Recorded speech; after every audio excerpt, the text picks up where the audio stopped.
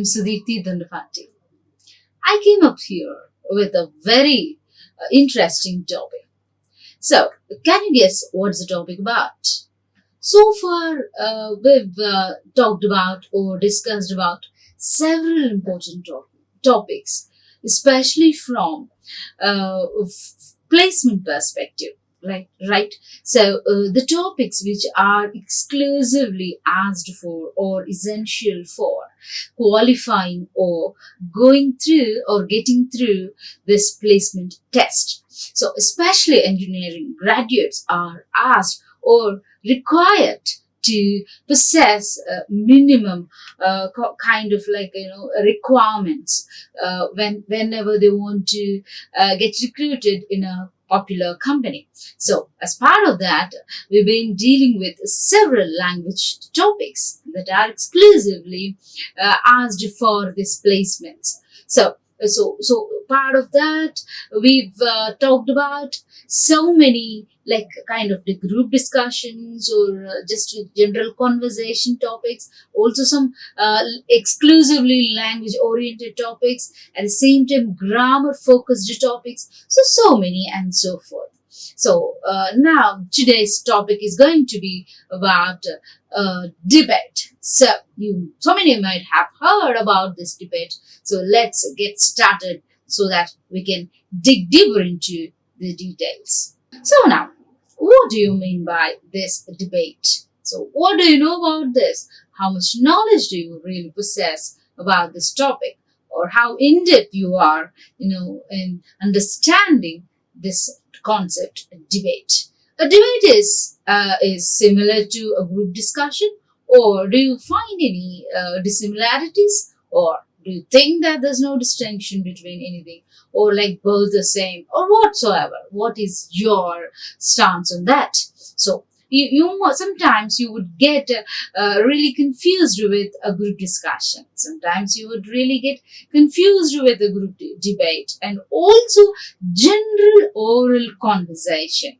So and these three forms, debate, group discussion, and general oral discussion or oral conversation, they both are similar in one form. What's that? So it's all about speaking, oral, like you talk, you open your mouth and talk, you do not write. So it is nothing to do with writing skill, right? It's all about speaking, right? So you know that, definitely you could guess it. Now, if it is all about this speaking, then how is this is going to happen, and how is this deliver, and how is the speaker going to perform this debate? So you have to understand that there are certain rules and regulations if you have to participate in that. Now, keep aside all that what all we have discussed for a minute, and let's think about why do you have to talk about a debate in this engineering syllabus, or for when you are preparing for any campus interview, or why do you have to really know about this? Do you have to know about this debate? Yes, I'm coming there. So you have to understand and learn and get to know about this debate only for some reasons. So what are they? Reason number one, in your campus recruitment, sometimes they ask you for a group discussion. At times they might ask you for a debate, which means it is their choice. So some companies may include this kind of qualifying criteria, or conducting any entrance test or conducting any placement test based on this debate. Or some companies may not really include, so they exclude this group discussion. So part of that, what do they include? When they exclude debate, they try to have a group discussion. So it is their choice. It's their preference. There's no hard and fast rule that they really have to come up with this kind of placement interview or test. So it is up to them. But you should not take any chance thinking that there may not be any, not be any debate, because you do not know. So until and unless you go and face the interview or interviewer. So, but then what you have to do, you have to get ready. You have to get prepared with this kind of group discussion skills, or with this kind of debating skills, with this kind of oral interaction skills or oratory skills. So if you get ready, definitely you can get through it. So now in this session, we are going to discuss what is it about, right? What is this debate, and how do you have to prepare, and what are some essential traits of a debate. And also we are trying to look at some kind of similarities and dissimilarities, of a group discussion and a debate, right? So you have to talk about all these things. You have to understand that before you are appearing for this debate, right? So number one, debates are popular, right? So why are they so popular, and why are they not really, required for some companies? They're popular because they're popular in nature, because the very characteristics of a debate itself are essential. So just like a group discussion is really expected to, be a, very important integral placement test, also so is this kind of like debate. So this is very popular, and not only in this place but also in other areas, in other countries, in other kind of streams of education or profession. So in different parts, or you will have to understand that this debate definitely occupies a very essential place. So they're popular in part because they tackle complex issues with conflicting ideas. So why are they popular? Because the nature itself is complex. The nature itself is very important, and this is very intricate, because it's not so easy, because in a debate you are not going to deal with a very simple, unproblematic issue. It is a problematic issue. It is going to be a tough issue. It's going to be a conflicting idea. It is going to be a conflicting, topic where you have to put in your effort to resolve the kind of issue that you're really taking up in a debate. So could be a conflicting idea, or necessarily be a topic where you exchange your ideas, or where you give and discuss different contrary ideas in discussion, in group debate. So in group discussion, what do? It's not a really very bad argument, but it is just an argument, good argument. Whereas in a debate, you will have to argue or for against this topic. So yeah, you will just go for the topic, or you will go against the topic. So there's going to be a tough tug of war, where it's not going to be a physical war, but it is a war of words, where you exchange your arguments, you exchange your ideas, you exchange your words. So out of that, it's all about, right, how you really talk about, how you really exchange your conversation. Right. So they're popular in part because they tackle complex ideas with what? Very conflicting thoughts, conflicting ideas, conflicting, characteristics of any topic. Right. Number two, speakers can't afford to be boring in a debate. Why?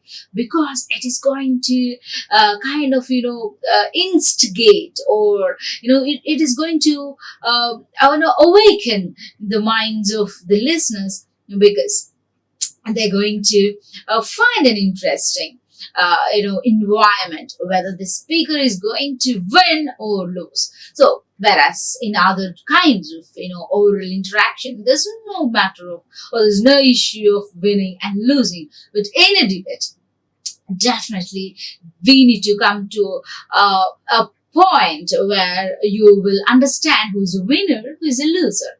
right? So and so where is a place for this boredom? There's no place for it. So you can't afford to be boring in a debate. That's the point I'm trying to put it on the screen and I'm trying to explain.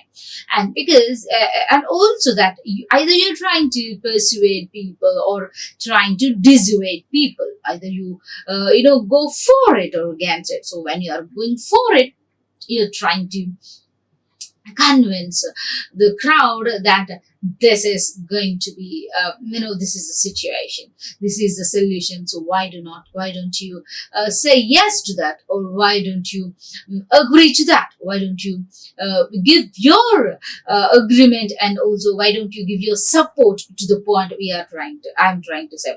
Where on the other hand, if you are trying to dissuade them, so you speak against them, so the other party would definitely speak against the topic, and where that party is trying to,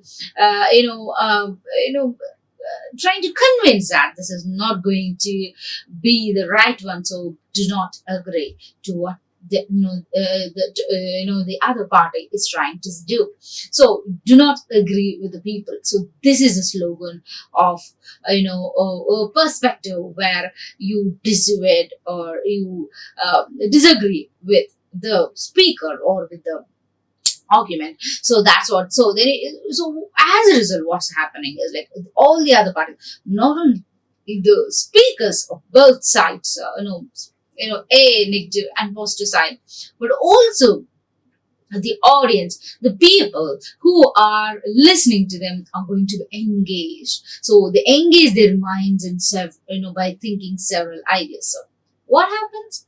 And as a matter of fact, you will understand that you are not going to easily give up on that, and you are not going to be silent, you are not going to be idle there.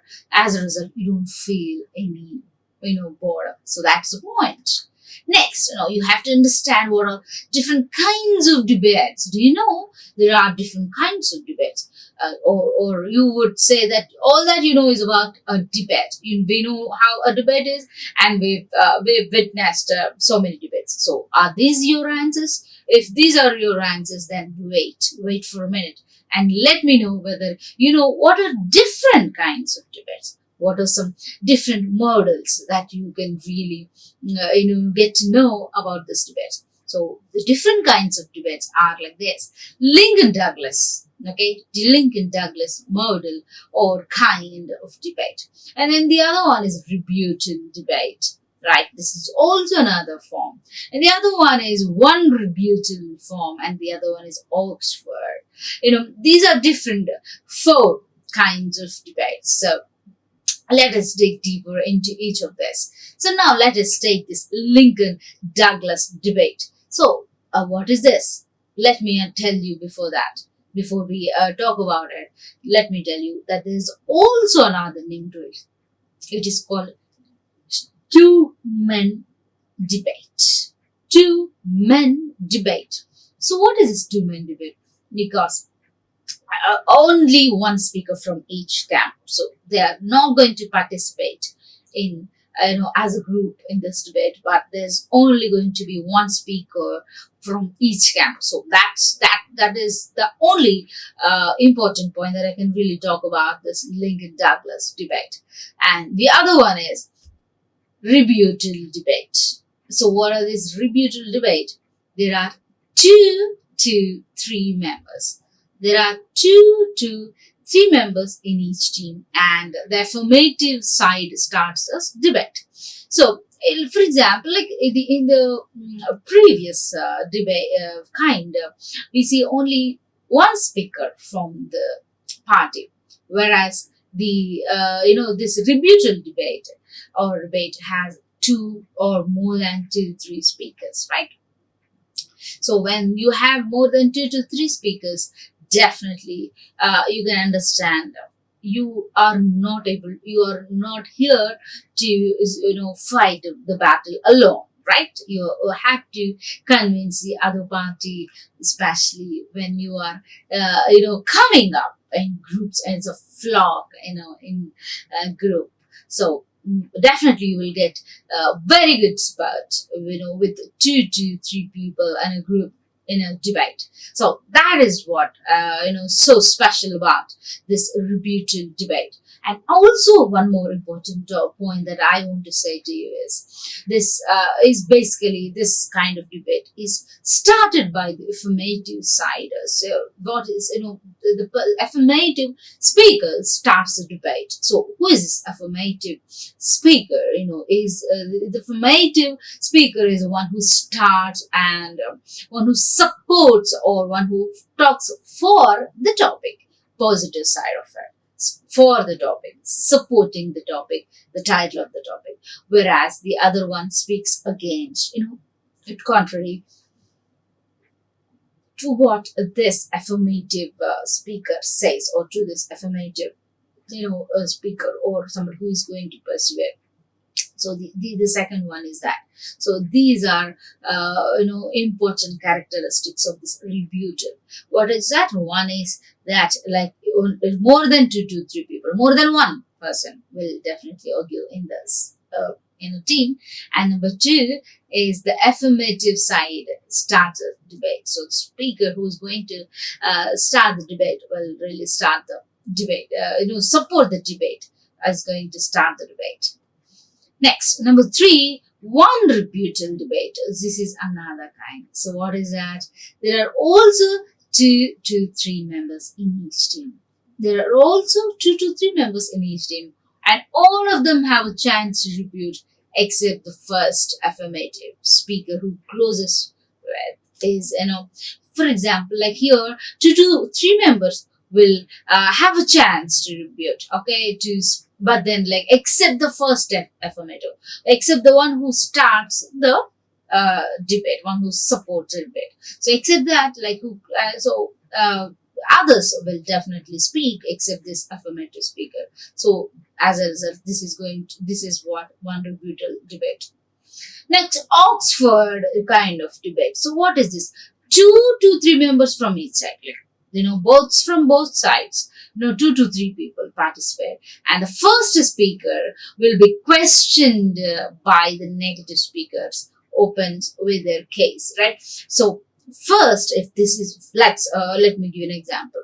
We are going to start the debate, right? And I'm going to be the first person. Okay, so if I am going to be the first affirmative speaker who's going to support the topic that we've selected, then I will be questioned by the opposite speaker, opposite party. So what happens? The opposite team will definitely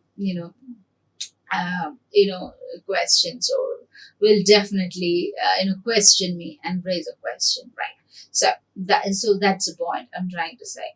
So you have to understand to the point, to the extent that the person, affirmative speaker, will be questioned by the person in the opposite or the other side, the person, a group, a person on the other side, right? So that's all about this Oxford kind. Right. Let us talk some more details about this kind of debate. What is this about the nature of this debate? So this you have seen like these 4 types, right? You start the debate, and or else you will be questioned by the opposite party, and as this is going on, in addition to that, this is followed by some more presentation, right? The entire negative case by the second negative speaker. For example, if the affirmative speaker is talking for the topic, but so what will happen in the other group, or this other group will talk or will represent the negative case, a negative case by the second speaker, who will in turn be questioned by the first or second affirmative. So what happened is, like, when this entire negative case is presented by the second affirmative speaker, then he is questioned by the first affirmative speaker. So in this way, this person will start, affirmative will start, and the other person from the other side will question, or this affirmative speaker, the second affirmative speaker starts the debate, and the first affirmative speaker's question. So that is what.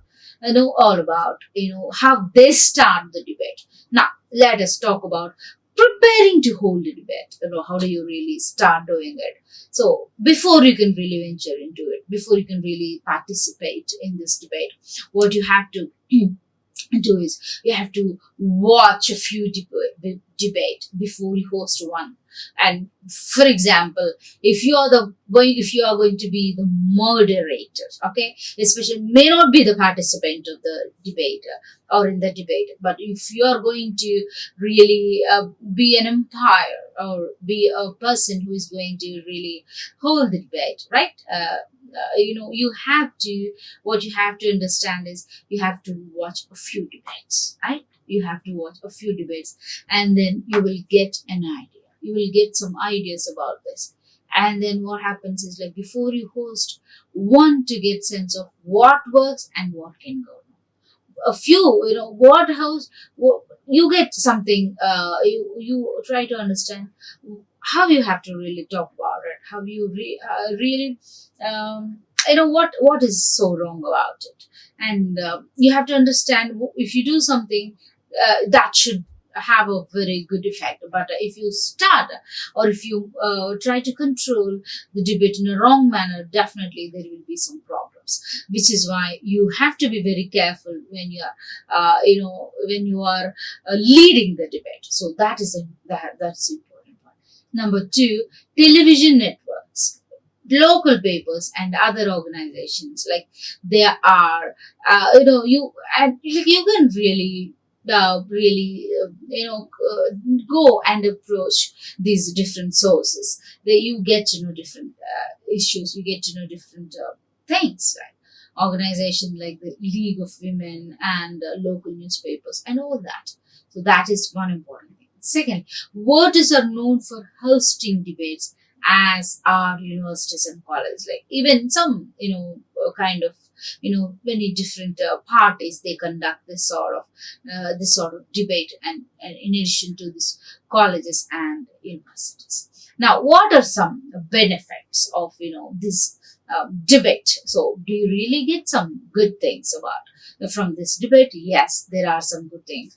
As a result, as a consequence, you have to, you have to understand what is all about.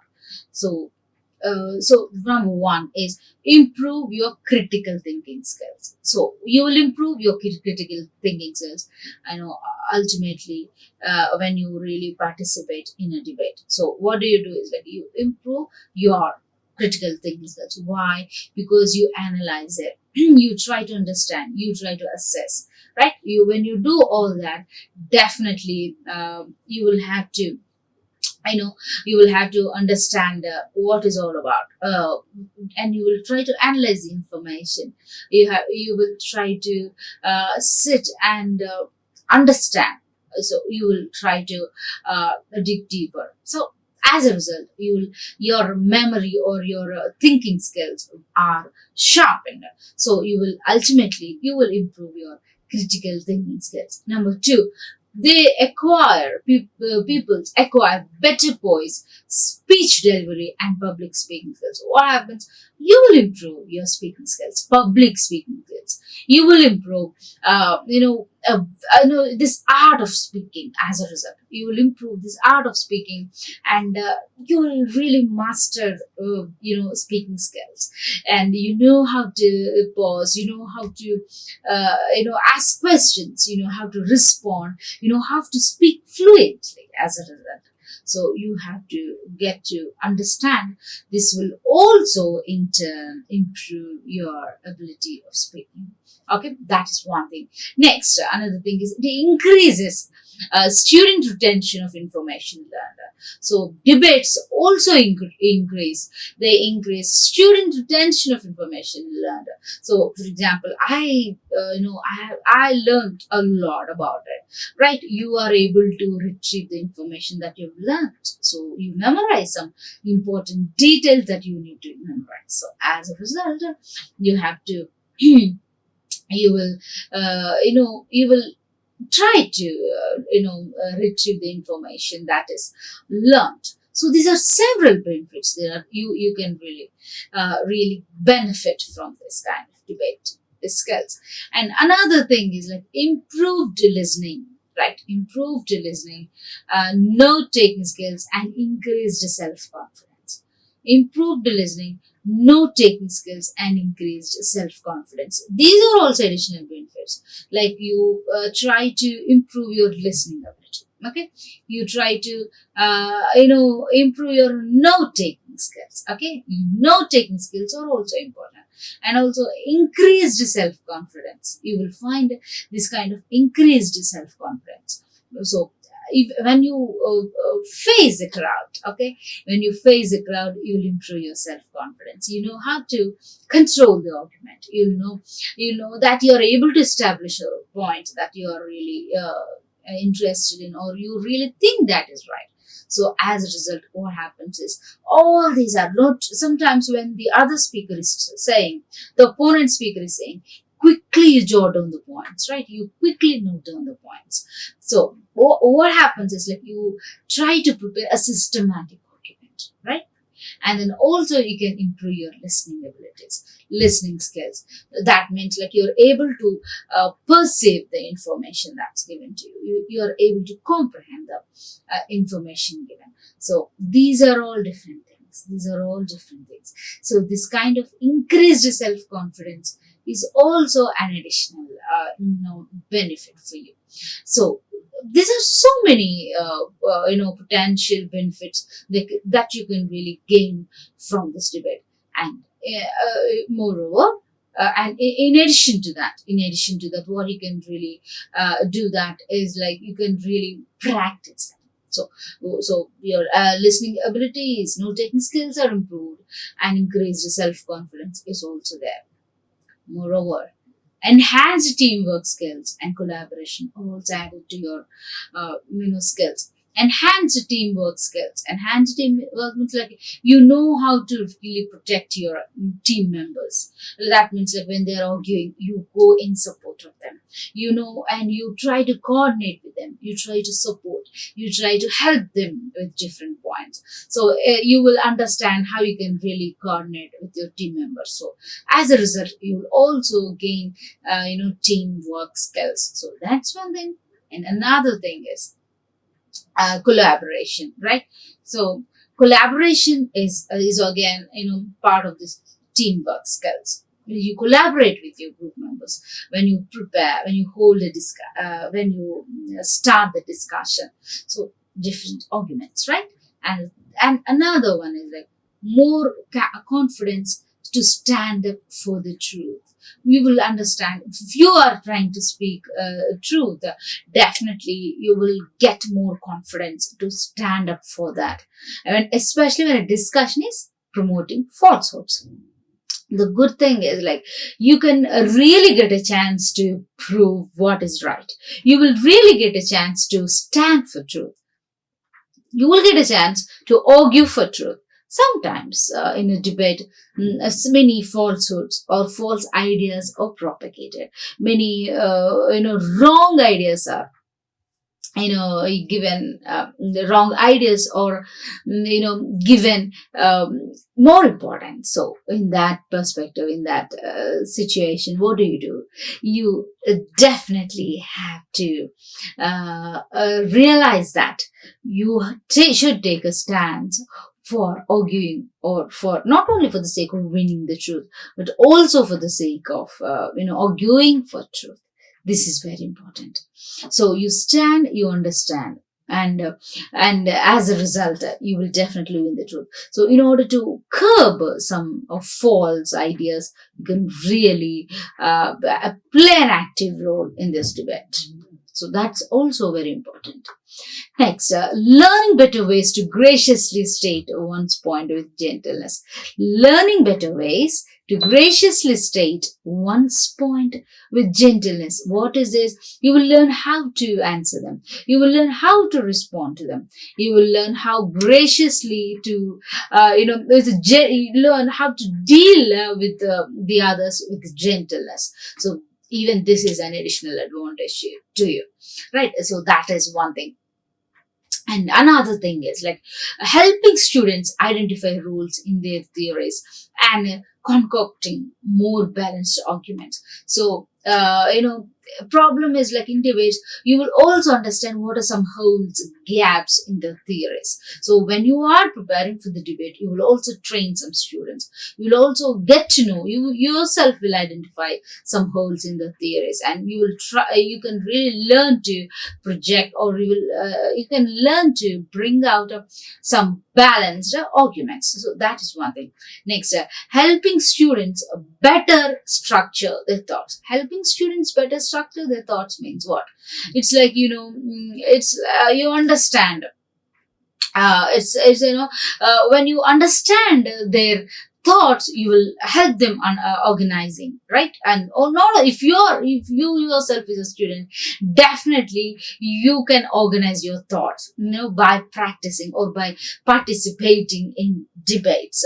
So you can organize, you systematize, you structure your ideas, when to talk, what is the first point, or what is the supporting point, what is the conclusion you can really give, what are some proofs you can really submit in, what are some supporting points. All this can be understood, all this can be easily understood, all this can be easily learned and gained because of this, right? Next, differences between group discussions and debate. Let us understand what are some differences, what are some features you can understand between these two, group discussions and debates. Number one, what is the goal of group discussion? Now let us talk about the goal of group discussion. One goal is to have a clear understanding of the chosen topic, right? So you have to understand what is the goal, have a proper understanding of the topic selected, right? And also, you have to understand that a debate is conducted to verify if a standpoint is more credible than its opposite. So this is more important.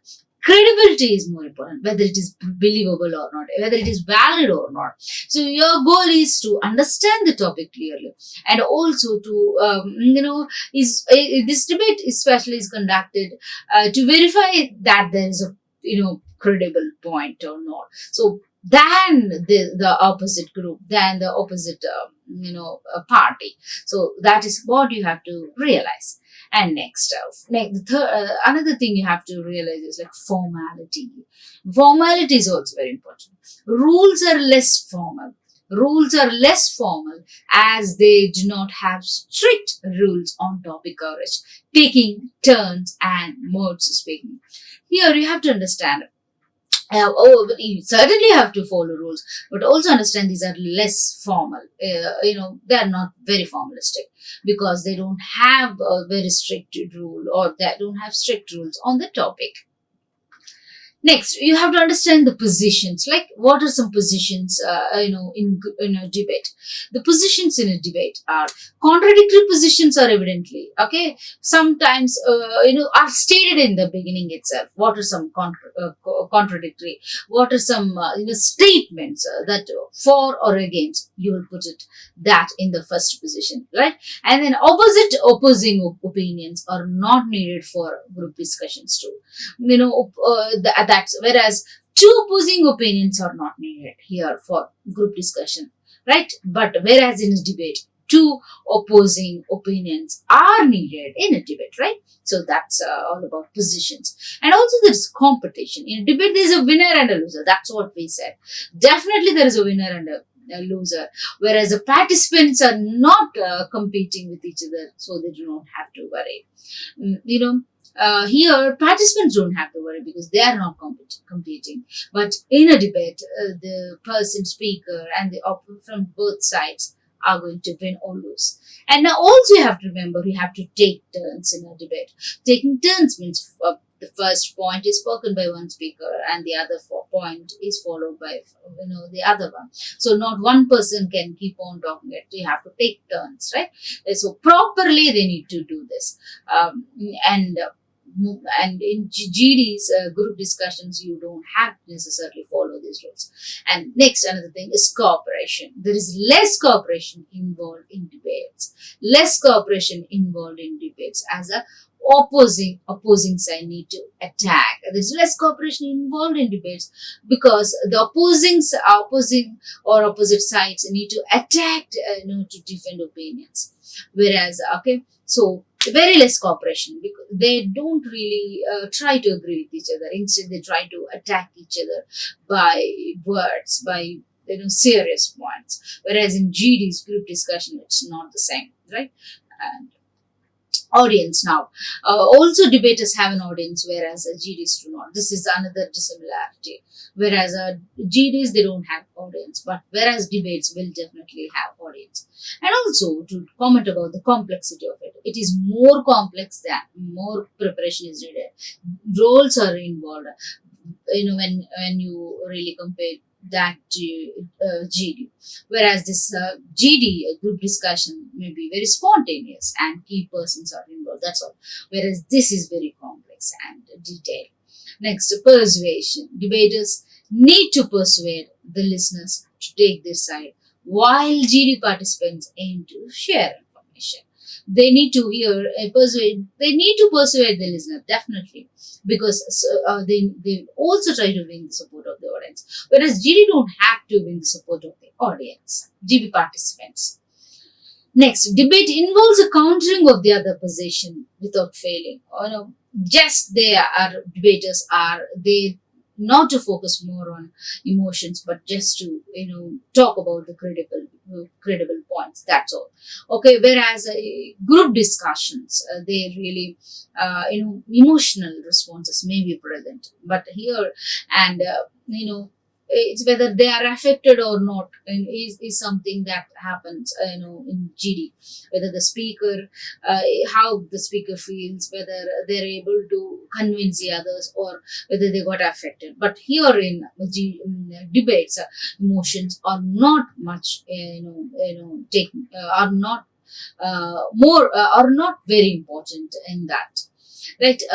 In debate, what is the goal? Winning is the goal, right? So because there is a conclusion, whereas in group discussion, winning is not the point, but then whether their opinions are voiced or not, that is it could be a close-ended or an open-ended. Next, target audience, or who are the people that are taking part in this debate. So they will understand your topic should be according to the intellectual. So you have to keep it in your mind that you're convincing or you're not convincing your audience. You have to keep their interest in your mind. Okay, so only then you'll be successful. Now, how to choose some good debate topics? So what are some rules you can really follow? So it comes some important factors you have to really consider. That means you have to make sure your audience understand the argument that you really make, and also keep them engaged to make better and informed decisions. You have to do that and make sure that interests them. Okay, so another important thing is like you have to make a point in before you start, is that like whether you're selecting some important topics, whether it is of people's interest. So that is also very important. You should select an interesting topic, but you should not select a general topic. If you are not interested in the topic, you will not give enough inputs. Also, that audience should be interested, and also from your side you should also be interested. That is also important. Okay, if you are not interested in the topic, then you cannot give your inputs.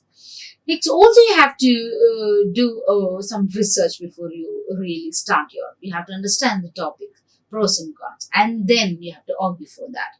If you do not do enough research, then you won't be able to prove your point. That's very important. And also, the topic should be argument potential. The debate should be argument potential. That has a solid argument potential. You cannot simply talk about the topic, with the with empty